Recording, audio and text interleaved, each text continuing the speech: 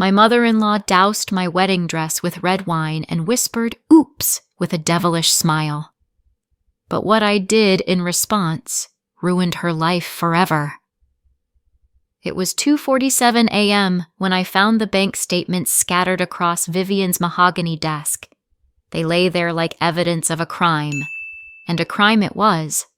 The Rosalind Medical Fund. A withdrawal of $4,500. Another page. $7,800.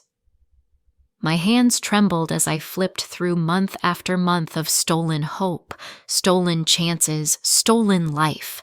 $28,000 gone.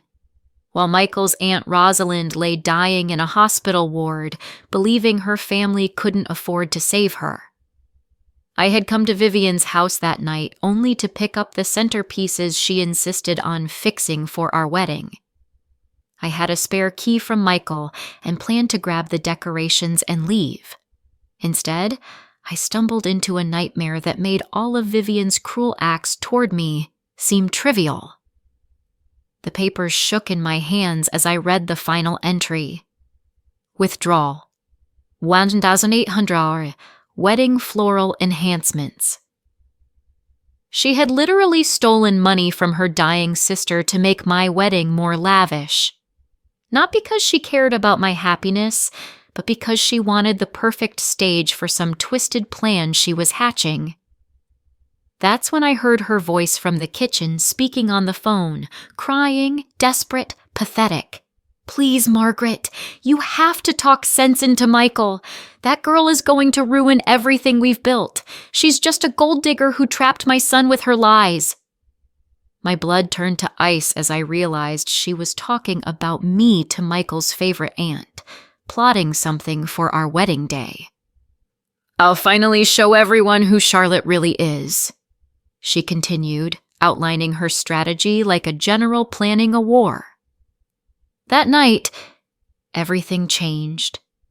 I stopped being Vivian's victim and became something far more dangerous. A woman with nothing to lose and everything to prove. The war started long before I uncovered the depth of Vivian's cruelty. It began the night Michael slipped the engagement ring on my finger, and we decided to share our joy with his family. Bella Vista Restaurant buzzed with the quiet elegance of old money and even older secrets. Crystal chandeliers cast a warm glow over tables where the city's elite discussed business deals over $120 steaks. It was supposed to be perfect, a celebration of love in a place that reflected the status and tradition of Michael's family. Instead, it became the first battle in a war I didn't even know I was fighting. Vivian's eyes caught my ring before I could fully extend my hand. She watched, waiting, like a spider in her web of flawless makeup and designer clothes. The smile that spread across her face was both beautiful and terrifying, like watching a predator bare its teeth. "How charming," she purred, reaching for my hand with perfectly manicured nails that felt like claws against my skin. "Michael, darling, you certainly have unique taste." The pause before unique lasted just long enough for everyone at our table to notice. My parents, beaming with pride a second earlier, exchanged worried glances. Michael's father cleared his throat uncomfortably, recognizing the warning signs of his wife's particular brand of social warfare. But Vivian wasn't done. "I simply must take a closer look," she announced, pulling a jeweler's loop from her purse with the theatrical flair of a magician. "You wouldn't believe how many young men are duped by unscrupulous dealers these days." The restaurant seemed to hush around us. Other patrons sensed the drama unfolding at the corner table. I wanted to yank my hand away, but Vivian's grip was firm, possessive, claiming ownership even over this moment that belonged to Michael and me. Through the loop, she examined my ring with the intensity of a detective studying evidence. The silence stretched unbearably until even the waiters stopped pretending not to watch. Well, she finally declared, her voice carrying across half the restaurant. It's certainly adequate. The clarity is a bit concerning, and that inclusion near the pavilion is quite noticeable, but I suppose when you're grateful for anything you get, such details matter less. The words hit like physical blows. Adequate. Grateful for anything you get. In front of my parents, in front of a restaurant full of strangers, she had just declared that my engagement ring, and by extension, me, was second-rate. My mother's face crumpled with embarrassment and pain. My father's jaw clenched so tightly I could hear his teeth grind. Michael started to protest, but Vivian silenced him with a raised hand and that smile that never reached her eyes. Now, darling, I'm just looking out for you both. Some girls today are so demanding about carrots and settings, but Charlotte here is clearly more practical, more grateful. It's really quite refreshing. Grateful. She kept wielding that word like a weapon, each repetition cutting deeper than the last. Grateful implied I should be thankful for scraps, happy with leftovers, content with whatever Michael was willing to give his poor little charity case girlfriend. As conversation resumed around us and the waiter finally arrived with our belated champagne, I realized this wasn't about the ring at all. This was Vivian's declaration of war, her first salvo in a campaign to make me understand I would never be good enough for her son, her family, or their world. But as I sat there, smiling through the humiliation while Vivian continued her performance as the concerned mother-in-law, I made a vow to myself. She wanted a war? She was about to find out that some enemies fight back, and when they do, they fight to win. Gray clouds hung over Rosewood Manor like an omen as I stared out the window of the bridal suite at 6:30 a.m. Raindrops clung to the glass like tears, and I couldn't shake the feeling that Vivian was somewhere in this beautiful venue plotting my destruction with the same methodical precision she used to steal from her dying sister. My phone buzzed on the marble vanity. Kate, my maid of honor, was already in full crisis management mode despite the early hour. The florist just called.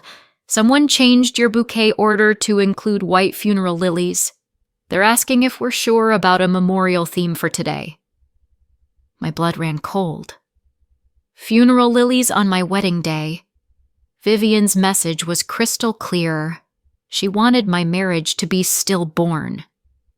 Give me the number for Bloom and Blossom, I said, my voice steadier than I felt. Tell them we're switching florists immediately. And Kate, don't mention this to anyone else. Not yet. As Kate hurried to fix Vivian's latest sabotage attempt, I caught my reflection in the ornate mirror. My skin was pale, dark circles under my eyes despite the concealer. I looked like a woman preparing for battle, not a bride preparing for the happiest day of her life. The irony wasn't lost on me. Vivian had spent months turning my wedding into a war zone, and now I looked the part. The morning unfolded like a nightmare. Every call brought a new assault. The catering company. Your mother-in-law is requesting we serve only plain chicken and unseasoned vegetables, just salt and pepper. She says the family has sensitive digestion. The DJ. She wants to replace your first dance song with something classical. Says Ed Sheeran is too modern for such a traditional family. The makeup artist. Someone called requesting we use more natural tones that better suit your complexion. Each incident was small, seemingly innocent when viewed in isolation. But together, they painted a picture of a woman so determined to ruin my wedding day that she was willing to sabotage every vendor, every moment, every detail. By 11 a.m., my bridesmaids had noticed the pattern of phone calls and whispers. Jess, what's really going on? Kate asked. This isn't normal last-minute changes. I met her gaze in the mirror, seeing my reflection framed by the concerned faces of the women who loved me most. "Vivian is trying to sabotage everything," I said quietly. "She's been planning this for months." "But why?" Emma asked, her mouth falling open in disbelief. "Because she hates me. She's hated me since the night Michael proposed, and today is her chance to prove to everyone that I'm not worthy of her son." The room fell silent except for the soft brush of a makeup applicator against my skin. My friends exchanged glances, and I saw the moment they shifted from wedding party mode to protective mode. "What do you need from us?" Sarah asked, her voice carrying the fierce loyalty only a sister could offer. "Help me get ready, help me look beautiful, and help me get through this day without letting her win." As noon approached and my wedding dress was carefully lifted from its hanger, I felt something settle inside me. Vivian thought she was hunting a helpless victim, but she had made one critical mistake. She had given me all morning to prepare for war. The first call was to the skywriting company. "Jake, it's Charlotte Mitchell. It's time." The pause on the other end was brief but heavy with understanding. 3 weeks ago, when I first contacted the skywriting company, Jake thought I was crazy. A bride hiring a skywriting service as insurance against wedding day sabotage sounded like something out of a soap opera, but my deposit was substantial enough to secure his silence and his services. "Weather conditions are perfect," he confirmed. "The message is, Vivian stole $28,000 from her sister's cancer fund, correct?" "Correct. How long until it's visible over the venue?" 15 minutes, maybe less, with these wind conditions." I ended the call and immediately dialed the second number. Marcus, our DJ, answered on the first ring. "Marcus, it's Charlotte. I have a special surprise for the reception. I need you to be ready to play some audio files from my phone through the sound system." His hesitation was immediate. "Audio files? What kind?" "Our contract includes provisions for special requests from the bride," I reminded him, my voice taking on the steel Vivian had taught me over months of dealing with her. "This qualifies." The third call was the hardest, but also the most necessary. Dr. Morrison had been Rosalind's oncologist for 3 years, watching her fight cancer with the kind of courage that makes you believe in the resilience of the human spirit. "Dr. Morrison, it's Charlotte Mitchell. I'm giving you permission to call Robert immediately with your findings about Rosalind's account." The pause stretched long enough that I wondered if the call had dropped. "Charlotte, do you understand what this will do? It will destroy their marriage. Robert will never forgive her." I looked at myself in the mirror, my dress not yet on but already feeling like a warrior preparing for battle. She destroyed that marriage herself when she chose to steal from her dying sister. Make the call. The ceremony was perfect. The sun finally broke through the morning clouds as Michael and I exchanged vows before 200 guests.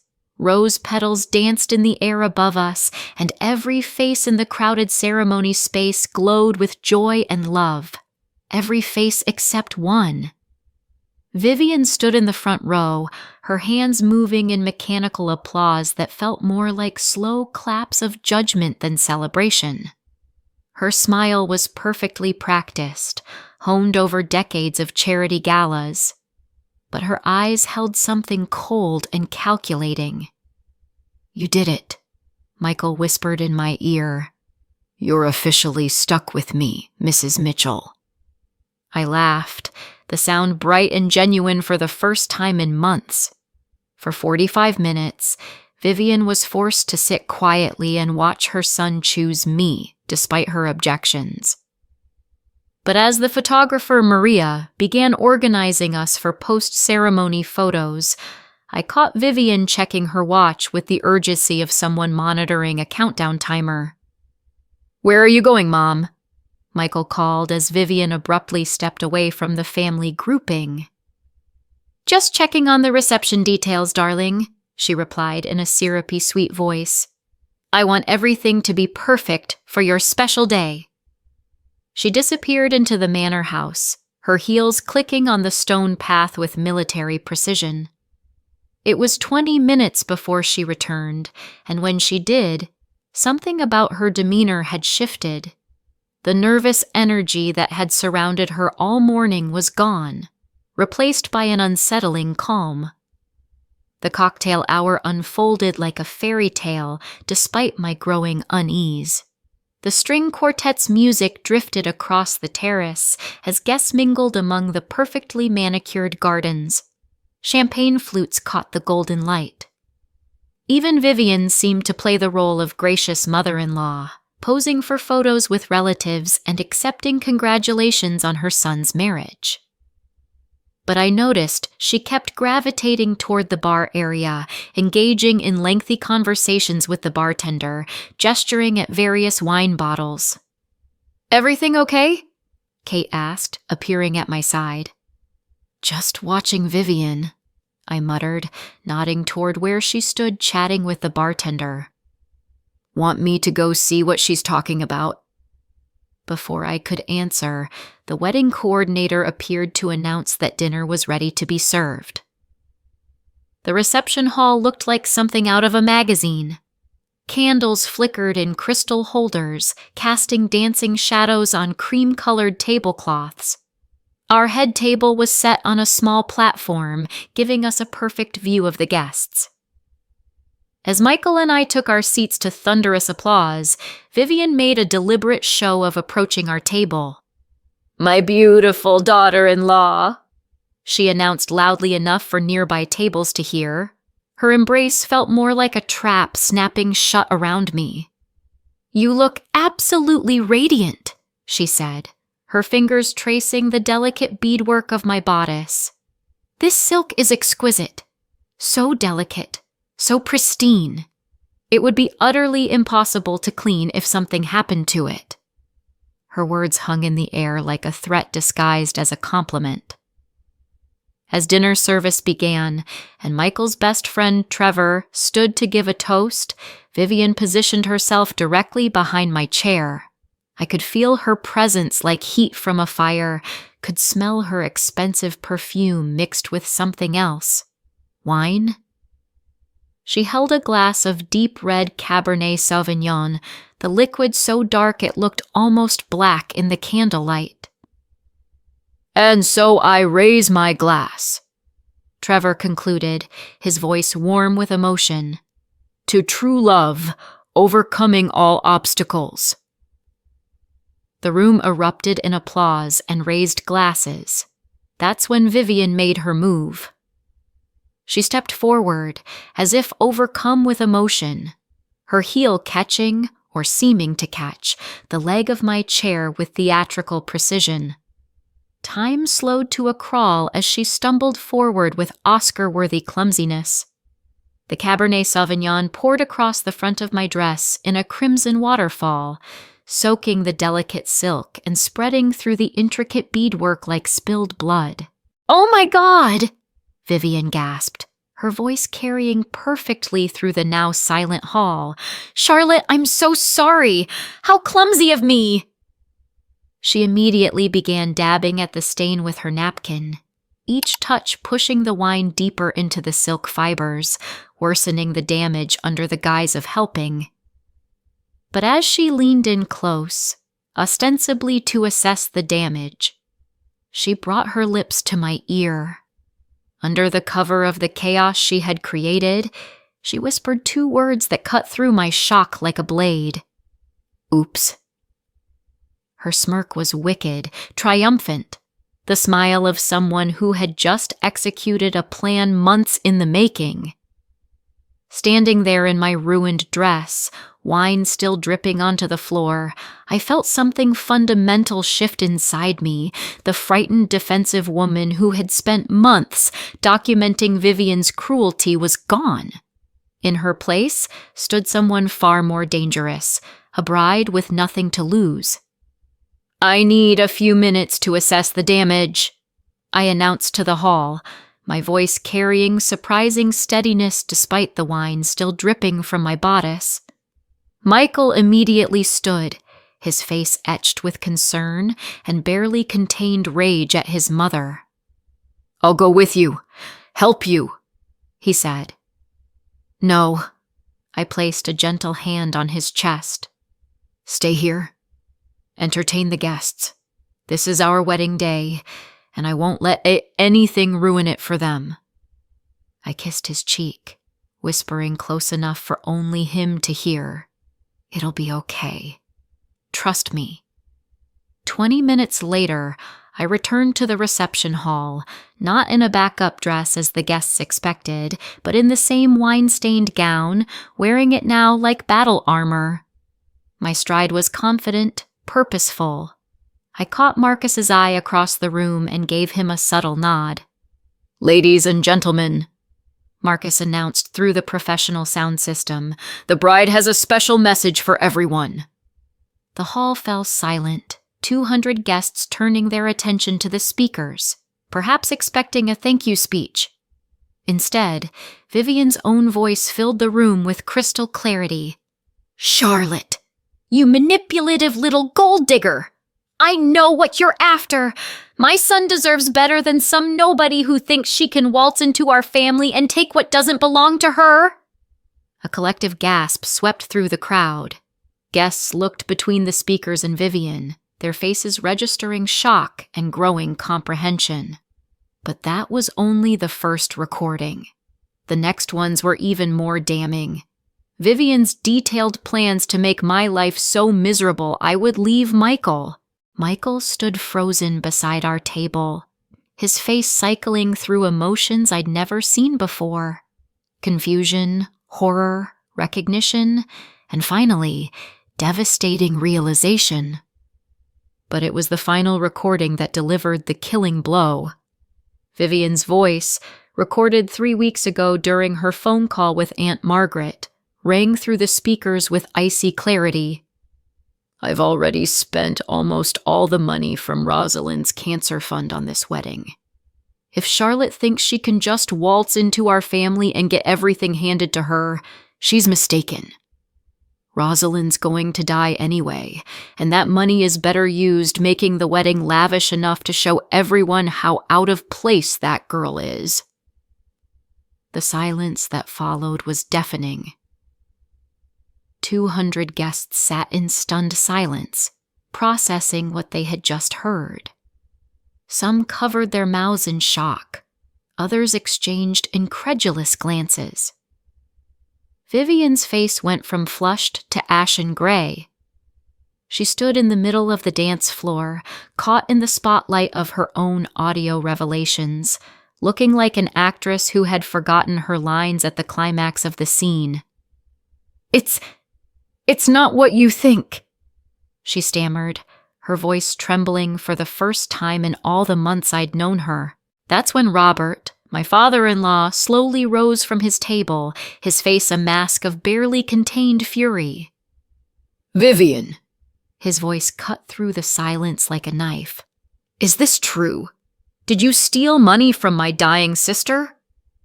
What happened next unfolded like an avalanche. Robert pulled out his phone and began a loud call to Dr. Morrison right there in the reception hall. Doctor, I need to know the exact amount bonend we were supposed to pay for Rosalind's treatment. Yes, right now. As he spoke, guests began leaving their tables, gathering around the drama unfolding at the center of the room. Some of Michael's relatives, who knew about Rosalind's financial struggles, started piecing things together. $28,000, Robert repeated into the phone, his voice growing louder. And you're saying the payment suddenly stopped 3 months ago?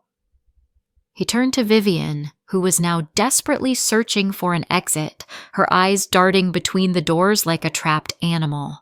My sister died thinking we couldn't afford to save her because you stole the money to impress people at a wedding. As if the universe decided to add its own dramatic punctuation, the sky above the manor began to clear just as Vivian's exposure reached its peak. Guests who had stepped onto the terrace to escape the chaos inside suddenly began pointing upward. White letters started forming against the blue sky, written by the skywriting plane I had hired weeks earlier. Vivian stole $28,000 from her sister's cancer fund. Gasps of shock and outrage began rising from the terrace as more guests noticed the skyward message. Even those who missed the audio recordings could no longer ignore the accusation. Vivian looked up at the sky, her face a picture of absolute defeat. Her empire of social influence and manipulation was crumbling around her in real time. Michael approached me as the chaos unfolded around us. His face was a mix of awe, shock, and something else: pride. "You knew about this the whole time," he said. Not a question. 3 weeks, I confirmed. I found the bank statements when I went to pick up the floral arrangements.